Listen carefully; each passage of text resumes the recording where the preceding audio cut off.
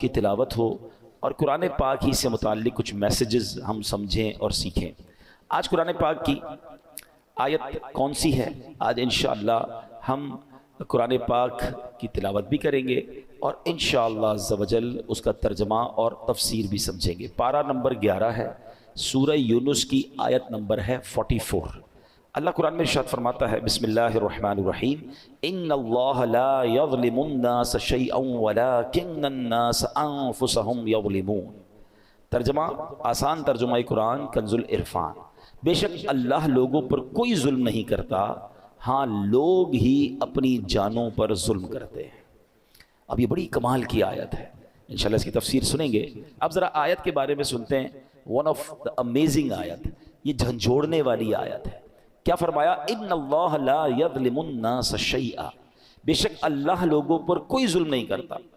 یاد رکھیے یہ رب قہار و جبار کی شان ہے کہ وہ کسی پر ظلم نہیں فرماتا۔ ویسے ایک مزے کی بات غور کی جائے تو اللہ کی طرف سے کسی پر ظلم ہو بھی نہیں سکتا۔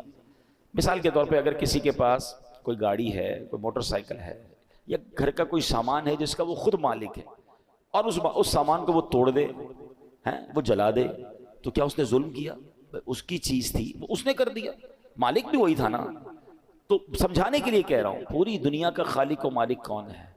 ذرہ ذرہ اللہ کا ہے نا، اس کی مرضی، وہ جس چیز کے ساتھ جو بھی کرے وہ بھی تو ظلم نہیں ہے نا۔ اس کا جب مالک ہی وہی ہے، اس کا خالق وہی ہے، اس کا یوں سمجھیے سب کچھ اسی کا ہے، بھائی جس کا سب کچھ ہو، اس کی مرضی، وہ جو چاہے کرے، وہ ظلم کہاں سے ہو گیا؟ مگر سبحان اللہ، اس کی شان کریمی دیکھیں کہ اس نے سبحان اللہ اپنی ذات پر، اپنی رحمت پر یہ مقرر فرما لیا کہ کسی بھی شخص کو بے قصور سزا نہیں دی جائے گی۔ لیکن ایک بات یاد رکھیے، حدیث پاک میں آتا ہے اگر اللہ پاک اولین و آخرین سب لوگوں کو جہنم میں ڈال دے تب بھی یہ ظلم نہیں ہے، وہ خالق ہے نا۔ لیکن اس نے اپنی رحمت کے ذمے پر کیا دیا کہ کسی بھی شخص کو بے قصور سزا نہیں دی جائے گی۔ اللہ قرآن میں فرماتا ہے ان اللہ لا یظلم الناس شیئا، بے شک اللہ لوگوں پر کوئی ظلم نہیں کرتا، یعنی اللہ پاک کسی بھی شخص کو بے قصور سزا نہیں دیتا، وہ تو انتہائی مہربان رحم والا ہے، وہ ہمیشہ اپنے بندوں پر عطائیں ہی فرماتا ہے۔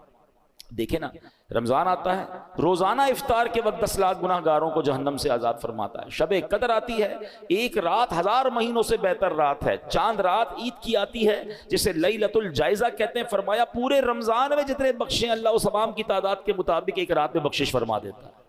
اس کا مطلب یہ بار بار کیوں ہو رہا ہے؟ جمعے کا دن آتا ہے، ہر جمعہ ایک نیکی 70 نیکیوں کے برابر ہو جاتی ہے۔ جمعے کے دن ہر گھڑی بخشش کے پروانے تقسیم کیے جاتے ہیں۔ وہ تو رحمان ہے، وہ تو رحیم ہے، وہ چاہتا ہے ہم بخشے جائیں۔ اب یہ بندہ ہے جو اس بخشش کے راستے کو چھوڑ کر، اس رحمت کے راستے کو چھوڑ کر خود اپنے اوپر مصیبت ڈال دیتا ہے۔ وہ تو رحمان ہم پر رحمت فرمانا چاہتا ہے۔ اب سوال یہ پیدا ہوتا ہے کہ اگر اللہ پاک رحم ہی فرماتا ہے، کرم فرماتا ہے، تو پھر یہ دکھ، پریشانیاں، تکلیفیں جو آتی ہیں، پچھلی امتوں پر عذاب بھی آئے، پھر یہ سب کیسے؟ تو اگلا جز اس آیت کا کیا پڑھا ہم نے؟ وَلَكِنَّ النَّاسَ أَنفُسَهُمْ يَظْلِمُونَ، ہاں لوگ ہی اپنی جانوں پر ظلم کرتے ہیں۔ واٹ ایور جو ہم پر آتا ہے نا، وہ ایکچولی ہماری وجہ سے آتا ہے، ہم خود اپنے اوپر یہ آفتیں لا رہے ہوتے ہیں۔ اللہ اکبر، یہ بندوں کے اعمال کا بدلہ ہوا کرتا ہے۔ بندے کفر کرتے ہیں، شرک کرتے ہیں، اللہ کی نافرمانیاں کرتے ہیں، جو احکام دیے جاتے ہیں اس کا الٹ کرتے ہیں، تب انہیں اعمال کا بدلہ دیا جاتا ہے۔ یہ اپنے ہاتھوں کی کمائی ہے، کہتے ہیں جیسی کرنی ویسی بھرنی۔ کاش یہ بات ہمیں سمجھ آ جائے۔ اللہ پاک کے نبی ہیں حضرت موسیٰ علیہ السلام، اب ذرا سنیے گا یہ واقعہ، یہ جو ہم پر پرابلمز آ رہی ہوتی نا، وہ کہتے ہیں انگریزی کا ایک بڑا کمال کا جملہ ہے، what goes around comes around. آپ جو کر رہے ہوتے ہیں نا اس کا بدلہ آ رہا ہوتا ہے۔ اچھا کر رہے ہوتے ہیں، کہیں نہ کہیں سے آپ کے ساتھ اچھا ہو رہا ہوتا ہے، بندہ کہتا ہے کمال ہے یار، یہ میرا کام کیسے اچھا ہو گیا، یہ مجھے یار کیسے فائدہ ہو گیا، یہ بندہ یوں مجھ پر مہربان کیسے ہو گیا۔ آپ کو نہیں پتا کچھ عرصہ پہلے آپ نے کسی غریب سے دعائیں لی تھی، آپ نے کوئی اچھا کام کیا تھا، کسی سے مسکرا کر ملے تھے، آپ نے اللہ کو راضی کرنے والا کوئی کام کیا تھا، وہ نیکی کا بدلہ آپ کو کسی اور صورت میں مل رہا ہے۔ اور یہ جو زیادتیاں، ظلم، لوگوں پر کہتے ہیں نا بربریت کر کے لوگ چل رہے ہوتے، سمجھتے میرا کچھ نہیں بگڑتا، کبھی ان کو اس کی جو سزا ملتی ہے نا، کبھی وہ بچوں میں دیکھتے ہیں، کبھی بیماری میں دیکھتے ہیں، کبھی جناب ان کے ساتھ جب کچھ ہوتا ہے تو بندہ کہتا ہے میں نے کیا کیا؟ جناب جو پہلے کیا تھا نا، یہ اس کی اب آپ کو سزا مل رہی ہے۔ اب سنیے، حضرت موسیٰ علیہ السلام نے اللہ سے عرض کی کہ اللہ میں تیرا عدل و انصاف دیکھنا چاہتا ہوں۔ فرمایا موسیٰ آپ دیکھ نہیں پائیں گے، ہے نا عجیب بات، عدل و انصاف نہیں دیکھ پائیں گے۔ کہ یا اللہ میں بہت دکھا دے مولا، میں دیکھنا چاہتا ہوں، میں تیری قدرت کے نظارہ دیکھنا چاہتا ہوں. تو اللہ نے فرمایا ٹھیک ہے پھر فلاں دریا کے کنارے جا کر کہیں چھپ جائیے. آپ گئے اس دریا کے کنارے اور ہائیڈ ہو گئے، چھپ گئے کہ دیکھیں ماجرا کیا ہے. اب آپ نے دیکھا کہ تھوڑی دیر میں ایک شخص، امیر شخص آیا، گھوڑے پر سوار تھا، دریا پر آیا اور دریا کے پاس اس نے ہاتھ منہ دھویا اور اس کے پاس ایک تھیلا تھا مال سے بھرا ہوا، پیسوں سے بھرا ہوا. اس نے رکھا اور منہ ہاتھ دھویا، فریش ہوا اور گھوڑے پہ بیٹھ کے چلا گیا. اپنا وہ تھیلا جو ہے وہ دریا کے کنارے بھول گیا. ہو جاتا ہے کبھی ہم بھی کہیں جاتے ہیں تو وہ چیز اچانک بھول جاتے ہیں. اب ایک بچہ آیا، حضرت موسیٰ دیکھ رہے ہیں، بچہ آیا اور اس نے دیکھا کہ تھیلا ہے، پیسے بھرے میں، پیسے اٹھایا، وہ چلا گیا. تھوڑی دیر ہوئی تو ایک اور شخص آیا جو کہ اندھا تھا اور وہ آ کر دریا کے کنارے لیٹ گیا، آرام کرنے لگا. اب اس امیر شخص کو یاد آیا کہ میرا تو تھیلا رہ گیا تھا. وہ ڈھونڈتے ڈھونڈتے دریا پر آیا تو دیکھا ایک شخص لیٹا ہوا ہے اور آنکھیں بھی نہیں ہیں، اندھا ہے. حضرت وہ شخص کہتا ہے بھائی تم نے میرا تھیلا دیکھا ہے؟ وہ کہتا ہے حضرت میں نے کہاں سے دیکھا، میں تو اندھا ہوں. کہتا ہے سچ بتاؤ، تمہارے علاوہ کوئی نظر نہیں آ رہا، میرے بہت سارے پیسے تھے، بتاؤ کدھر ہے ورنہ جان سے مار دوں گا. وہ منتیں کرتا رہا، ریکویسٹیں کرتا رہا. وہ شخص نہیں مانا، وہ امیر شخص، اس نے اس اندھے بندے کو قتل کر دیا. حضرت موسیٰ نے کہا یا اللہ، اس اندھے نے تو کچھ کیا ہی نہیں، یہ تو لیٹا ہوا تھا، یہ تو آرام کر رہا تھا، اس نے پیسے چوری بھی نہیں کیے، اس کو قتل کر دیا گیا. اللہ اکبر. اب اللہ پاک نے وحی بھیجی. دیکھو اللہ کے راز کیا ہوتے ہیں. فرمایا اے موسیٰ، یہی ہمارا انصاف ہے. معاملہ اصل میں یوں ہے کہ وہ جو بچہ تھا نا، اس کا والد اسی امیر شخص کے گھر اس پاس مزدوری کرتا تھا اور اس امیر شخص نے اس کی مزدوری دبائی ہوئی تھی، بہت عرصے سے اس کے پیسے نہیں دے رہا تھا. یہ اتنا ہی مال تھا جتنی اس کے باپ کی مزدوری ملنی تھی، ہم نے کسی اور ذریعے سے اس بچے کو وہ مزدوری پہنچا دی. اور جو بوڑھا تھا یعنی جو اندھا تھا، اس نے اپنی جوانی میں اس امیر شخص کے والد کو قتل کیا تھا. آج اس قتل کے بدلے وہ خود قتل ہو گیا. یوں مزدور کو مزدوری بھی مل گئی اور قاتل کو اس کی سزا بھی مل گئی. ہمیں نہیں پتا ہوتا کسی کے ساتھ کیا ہو رہا ہے، مگر کہیں نہ کہیں what goes around comes around. آپ جو کرتے ہو اس کا بدلہ آپ کو مل رہا ہوتا ہے. کاش یہ بات ہمیں سمجھ آ جائے. ایسا نہیں کہ کوئی بندہ ظلم کر کے کہ بھائی اس کو میں نے خود کسی اور پرانے معاملے کی سزا دے دی، یہ ہمارا کام نہیں ہے، یہ اللہ کے راز ہیں. سورہ کہف پڑھے نا، سورہ کہف میں، ویسے میں بار بار کہا کرتا ہوں، سورہ کہف ون آف دا امیزنگ سورتس آف قرآن ہے اور اس میں خاص طور پہ جو 3 واقعات ہیں، کمال کے واقعات ہیں. اس سورہ کہف میں ایک واقعہ ہے نا، حضرت موسیٰ علیہ السلام اور حضرت خضر علیہ السلام سے جو ملاقات ہوئی، اس میں بڑے عجیب واقعات تھے. حضرت موسیٰ حیران ہو گئے تھے، مگر پیچھے اللہ کے راز تھے نا. ہر واقعے کے پیچھے کوئی ریزن تھا. تو ہمیں یہ سمجھنا ہوگا کہ ہمارے ساتھ جو پرابلمز ہیں، جو کلیمٹیز ہیں، جو مشکلیں ہیں، جو تنگ دستیاں ہیں، جو ذلت و رسوائی کبھی ہو جاتی ہے، بنا بنایا کام بگڑ جاتا ہے، یہ ایکچولی کہیں نہ کہیں ہمارے اعمال کی سزا ہوتی ہے. یہ ہماری غلطیوں کا ہمیں خمیازہ بھگتنا پڑتا ہے. اللہ کسی پر ظلم نہیں کرتا، یہ بات ہمیشہ یاد رکھیے گا. مگر افسوس آج لوگ جب کوئی مشکل آئے تو معاذ اللہ اللہ کی بارگاہ میں شکوے کر رہے ہوتے ہیں اور بعض اوقات ایسے جملے کہہ دیتے ہیں جو کفریہ جملے ہوتے ہیں. اللہ تو ہماری سنتا ہی نہیں ہے، پتہ نہیں ہمارے ساتھ ہی مشکل ہوتی ہے، ہماری تو دعا قبول ہی نہیں ہوتی ہے، پتہ نہیں کیا قصور کر دیا. اللہ کے بندے یہ کہہ کیسے سکتے ہو آپ اور میں کہ ہم نے قصور کیا کر دیا؟ صبح و شام قصور کر رہے ہیں، ہم تو سراپا قصور ہیں. سچ بات بتاؤں، اگر مجھے اور آپ کو ہمارے اعمال کی سزا ملنا شروع ہو جائے نا تو ہم تو مارے گئے. مجھے ایک بات بتائیں، اللہ نے آنکھیں کس لیے دی ہیں؟ کیا آنکھیں اس لیے دی کہ اس سے حرام دیکھا جائے؟ انصاف تو یہ ہوتا کہ بندہ حرام دیکھتا تو اندھا کر دیا جاتا. بھائی آنکھیں دی تو نہیں تھی نا اس لیے. آپ کیا کرتے ہیں اپنے آفس میں؟ آپ نے کسی آفس کے بوائے کو موٹر سائیکل دی یا سفر کے لیے گاڑی دی یا موبائل فون دیا کہ بیٹا یہ کام ہے، تم اس چیز سے یہ کام کرنا، اور آپ کو تھوڑے دنوں بعد پتہ چلے کہ جو میں نے فیسلٹی دی ہے وہ اس کام کو تو کر ہی نہیں رہا. میری فیسلٹی کو یوز کر رہا ہے مگر میرا کام تو کر نہیں رہا. آپ کیا کہیں گے؟ بھائی گاڑی واپس دو، موٹر سائیکل واپس. جب تو وہ کام ہی نہیں کر رہے میں جس چیز کے لیے میں نے تمہیں دی، تو پھر کس بات کی تمہیں یہ سب فیسلٹی دوں؟ اللہ نے آنکھیں حرام دیکھنے کے لیے نہیں دی تھی. آنکھیں حرام دیکھتی وہ واپس لے لیتا نا. کان حرام سنتے تو بہرے ہو جاتے، ہاتھ ظلم کے لیے اٹھتے تو ہاتھ کٹ کر گر جاتا، پیر حرام کی طرف جاتا، اللہ کی نافرمانی کی طرف جاتا، میں اور آپ لنگڑے ہو جاتے. ارے وہ تو سزا دے ہی نہیں رہا، بہت تھوڑی میں جان چھوٹ رہی ہے، اور بندہ کہتا ہے پتہ نہیں کیا قصور کر لیا. اس سے پوچھو بھائی نماز 5 ٹائم پڑھتے ہو؟ نہیں وہ تو کبھی کبھی قضا ہو جاتی ہے. پھر کہتے ہو کیا قصور کر لیا؟ مطلب ہمارا تو دن رات قصور میں ہے. پھر یہ جملہ کیسے زبان پر آتا ہے؟ شکوہ نہیں. وین ایور کوئی پرابلم آئے اپنے آپ کو ریئلائز اسکین کرنا شروع کر دو کہ کیا غلطی ہو گئی بھائی، کیا مشکل ہو گئی، میں نے ایسا کیا کر دیا. فوراً توبہ، فوراً استغفار، فوراً اللہ کی طرف رجوع کریں. پھر دیکھیں انشاءاللہ رحمتوں کے دروازے پھر کھل جائیں گے. اللہ اکبر. ایک بار مسلمانوں کے پہلے خلیفہ حضرت ابو بکر صدیق رضی اللہ تعالیٰ عنہ نے بارگاہ رسالت میں عرض کی، اللہ پاک قرآن میں فرماتا ہے جو کوئی برائی کرے گا اسے اس کا بدلہ دیا جائے گا۔ حضرت ابو بکر نے کہا حضور ذرا یہ آیت کے بارے میں بتائیں، اس کا مطلب کیا ہے؟ تو نبی پاک نے فرمایا غفر اللہ لکا یا ابا بکر، اے ابو بکر اللہ پاک تیری بخشش فرمائے۔ اے ابو بکر کیا لوگ بیمار نہیں ہوتے؟ کیا انہیں رنج نہیں پہنچتا؟ کیا وہ غمگین نہیں ہوتے؟ کیا پریشانیاں نہیں آتی؟ عرض کیا کیوں نہیں، یہ تو سب کچھ ہوتا ہے۔ فرمایا فہوا ما تجزون بہ، بس یہ ان کے اعمال ہی کا تو بدلہ ہے۔ یہ جو بیماری آئی، ٹینشن آئی، غم آیا، خوف آیا، کاش ہم یہ بات سمجھ جائیں۔ میرے پیارے اسلامی بھائیوں، اب ذرا ایک بڑی کمال کی حدیث ہے، تقریباً ہر جمعہ کے خطبے میں یہ حدیث ہم سنتے ہیں، بس اللہ کرے ہم سمجھنے والے بنے، میسج لینے والے بنے۔ کیا حدیث پاک ہے؟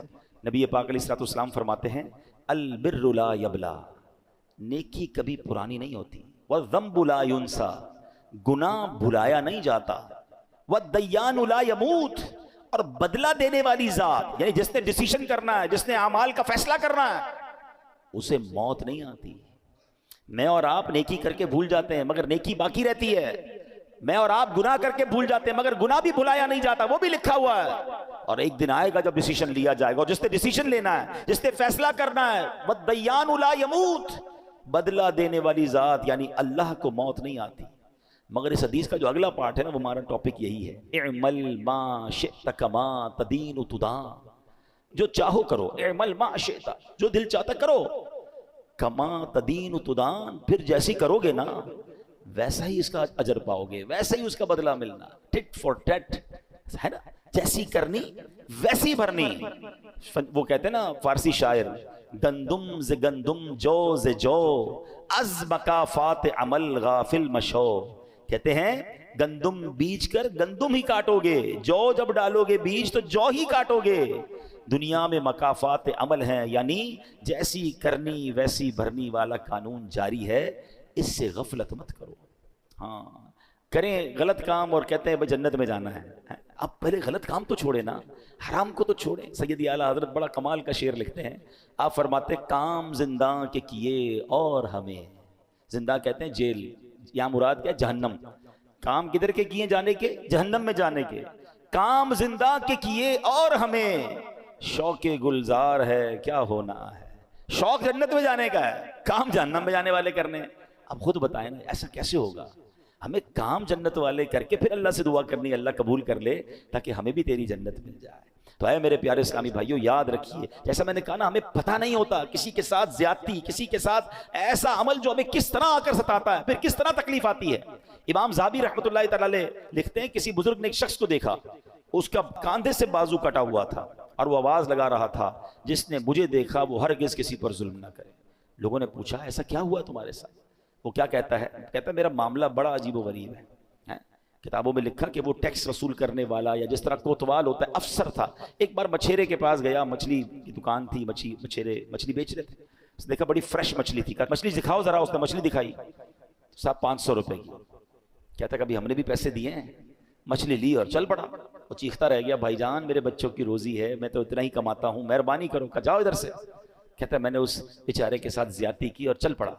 جیسے چل پڑا تو وہ مچھلی اتنی فریش تھی جو پھڑک رہی تھی، تو اس مچھلی نے میرے انگوٹھے پہ کاٹ لیا۔ گھر آیا، بیوی کو کہا مچھلی بناؤ، آج بڑی شاندار فریش مچھلی لایا ہوں۔ بستر پر لیٹا تو انگوٹھے میں درد، بڑا شدید درد، لال ہو گیا پورا انگوٹھا۔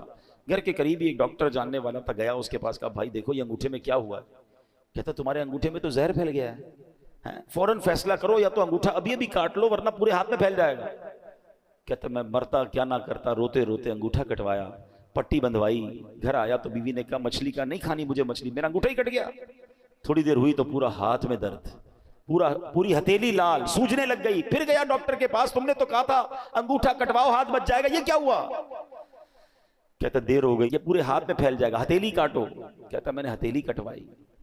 تھوڑی دیر ہوئی، رات کو سویا تو پورے بازو میں درد، پورا بازو لال، تکلیف سے چیخے مارنے لگا۔ پھر گیا ڈاکٹر کے پاس، ڈاکٹر نے کہا اب تو پورا ہاتھ جو ہے وہ تمہارا سوج گیا ہے، جسم پورا کٹنا پڑے گا، اب جلدی فیصلہ کرو، ہاتھ کاٹو۔ اس کا ایک دوست بھی تھا، وہ دوست کہتا ہے یار یہ بتاؤ تمہارے ساتھ کوئی آج نیا معاملہ تو نہیں ہوا، کوئی یونیک بات، کوئی ہٹ کے کوئی کام کیا ہے تم نے؟ کہتے ہاں آج میں نے ایک مچھیرے کا حق دبایا ہے، وہ غریب چیختا رہ گیا، میں اس کی مچھلی لے کر آ گیا، کہ جلدی چلو اس کے پاس، معافی مانگ لو ورنہ ایک ایک کر کے تیرا پورا جسم کٹ جائے گا۔ وہ دونوں دوست رات مچھیروں کی بستی میں گئے، پٹیاں بندھی ہوئی، تکلیف سے چیخ رہا ہے، اور مچھیرے کی بستی میں جا کر ایک ایک گھر پر، ایک ایک جھونکڑی پر ڈھونڈتے رہے، کدھر ہے وہ مچھیرا؟ آخر وہ مچھیرا ملا۔ وہ کہتے ہیں نا غریب کا دل بھی بڑا ہوتا ہے، وہ جیسے اس کو دیکھا، یہ کوتوال یا جو بھی افسر تھا اس کے قدموں میں گرا، کہا بھائی مجھے معاف کر، تمہاری ایک مچھلی لے کر گیا، آج تو پورا ہاتھ ہی میرا کٹ گیا۔ جب اس نے اس کا یہ حال دیکھا تو اس کو معاف کر دیا۔ جب معاف کر دیا نا تو اس افسر کا جو دوست تھا اس نے مچھیرے سے پوچھا کہ ایک بات تو بتاؤ، جب یہ تمہاری مچھلی لے کر چلا گیا تھا تم نے کچھ دعا کی تھی، تم نے اللہ کو پکارا تھا؟ پتہ ہے وہ مچھیرا کیا کہتا ہے؟ وہ کہتا ہے میں نے اللہ کی بارگاہ میں صرف ایک التجا کی تھی کہ یا اللہ یہ میرا حق لے کر چلا گیا ہے، میں اس سے بدلہ نہیں لے سکتا، مولا تو نے بدلہ لینا ہے، میں کمزور ہوں مالک، یہ مجھے دبا گیا، اے اللہ آج تو نے اپنی قوت دکھانی ہے، تو نے اپنی قدرت دکھانی ہے۔ اے میرے پیارے اسلامی بھائی، اب بتاؤ، ایک مچھلی تھی، چند 100 روپے کی تھی، بندے کا ایک ایک کر کے جسم کٹنا شروع ہو گیا۔ یہ سوچنا ہوگا مجھے اور آپ کو، آج جو لوگوں پر ظلم کرتے ہیں، آج جو لوگوں کو دباتے ہیں، آج کہتے ہیں میرا کوئی نہیں بگاڑ سکتا، اپنے ملازم کو برا بھلا کہہ رہے ہیں، اپنی فیملی کو برا بھلا کہہ رہے ہیں، جو بندہ غریب اس کو دبا دیتے ہیں۔ ایک بات یاد رکھنا، میں نے کئی بار اپنے بیان میں ایک جملہ کہا ہے، میں نے پنجاب میں ایک جملہ، پنجاب گیا تھا تو ایک جملہ سیکھا تھا، وہ کہتے ہیں مضبوط آدمی سے نہ ڈرو، ماڑے آدمی سے ڈرو۔ اچھا مجھے اس وقت تک ماڑے کا مطلب بھی نہیں پتا، میں نے کہا ماڑا کس کو کہتے؟ کہتے ماڑا کہتے کمزور کو۔ تو میں نے کہا یہ کیوں کہہ رہے ہیں آپ، مضبوط آدمی سے نہ ڈرو، کمزور سے ڈرو؟ وہ کہتے ہیں مضبوط تو اپنا بدلہ تم سے خود لے لے گا، جو ماڑا ہوگا نا کمزور، وہ اللہ کی بارگاہ میں فریاد کرے گا، اور پھر اللہ جب اس کا بدلہ لے گا نا، جب وہ اس ظلم کا تمہارے ساتھ حساب فرمائے گا، پھر ظالم کو چھپنے کی جگہ نہیں ملے گی۔ ایک بات یاد رکھا کریں، جو لوگ یہ کہتے ہوتے ہیں نا میرا کوئی کچھ نہیں بگاڑ سکتا، واقعی وہ تمہارے ساتھ کچھ نہیں کر سکتا، مظلوم غریب بیچارہ وہ کیا کر لے گا، مگر اس کے پاس ایک راستہ ہے، وہ اللہ کو پکارتا ہے، اور جب دل سے پکار جاتی ہے نا مظلوم کی تو پھر ظالم بچتا نہیں۔ تو اے میرے پیارے اسلامی بھائیو، آج جو ہم قرآن کی آیت سن رہے ہیں اور سمجھ رہے ہیں، اس کا مطلب یاد رکھیے گا کہ اللہ کسی پر ظلم نہیں کرتا، بندے ہی اپنے اعمال کی وجہ سے اپنا بیڑا غرق کرتے ہیں، اپنے اوپر سمجھنے آفتوں کو لے کر آتے ہیں۔ کاش یہ بات ہمیں سمجھ آ جائے۔ اے میرے پیارے اسلامی بھائیو، پچھلی قوموں کو قرآن پڑھے تو پتہ چلے نا، پچھلی قوموں کا ذکر بڑا بریفلی قرآن میں ہوا، بڑا واضح ہوا۔ قوم عاد پر سخت آندھی کا عذاب آیا، جس نے انہیں کھائے ہوئے بھوسے کی طرح ملیا میٹ کر دیا۔ سبب کیا تھا؟ ان کے گناہ تھے۔ قوم سمود پر شدید زلزلے کا عذاب آیا، جس نے انہیں ہمیشہ کے لیے فنا کے گھاٹ اتار دیا، اس کا سبب بھی ان کے گناہ تھے۔ نمرود پر مچھروں کا عذاب بھیجا گیا، اس کا سبب کیا تھا؟ خدائی کا دعویٰ تھا نا، اللہ کی نافرمانی تھی۔ فرعون کے ساتھ کیا ہوا؟ کر و فر، اللہ نے کتنا دیا اسے، اللہ کو ناراض کیا، اللہ نے پانی میں غرق کر دیا، دریا میں غرق کر دیا۔ قارون کے پاس کتنا خزانہ تھا، آج دنیا میں کس کے پاس اتنا خزانہ ہے؟ قرآن کہتا ہے اس کے خزانوں کی چابیاں پوری ایک جماعت اٹھاتی تھی، یعنی اونٹوں کی قطاریں ہوتی تھی، جو قارون کے خزانہ نہیں اٹھاتی تھی، اس کے خزانوں کی چابیاں اٹھاتی تھی۔ نافرمانی کی، زکوٰۃ سے انکار کیا، اللہ کے فیصلوں کے خلاف چلا، خزانے سمیت دھسا دیا گیا۔ یہ سارے واقعات قرآن میں موجود ہیں، جو پکار کر کہہ رہے ہیں کہ رب کو ناراض مت کر بیٹھنا ورنہ پھر بربادی ہے۔ اللہ اکبر۔ امام حسن بصری رحمۃ اللہ تعالی فرمایا کرتے تھے، اے ابن آدم تیری ہلاکت ہو، کیا تو اللہ پاک سے مقابلہ کرنا چاہتا ہے؟ اللہ سے مقابلہ کون کر سکتا ہے؟ فرمایا ہاں، جس نے اللہ پاک کی نافرمانی کی گویا اس نے اللہ پاک سے جنگ کی، اور اللہ پاک سے جنگ کا نتیجہ کیا ہے؟ تباہی اور بربادی۔ اے میرے پیارے اسلامی بھائی، گناہوں سے توبہ کر لیجئے، جو ہو گیا اس سے معافی مانگ لو، وہ بڑا کریم ہے، وہ معاف فرمانے والا ہے۔ آخری نبی علیہ الصلوۃ والسلام فرماتے، آقا فرماتے ہر آدمی سے خطا ہو جاتی ہے، اور بہترین خطا کار وہ ہے جو توبہ کر لے۔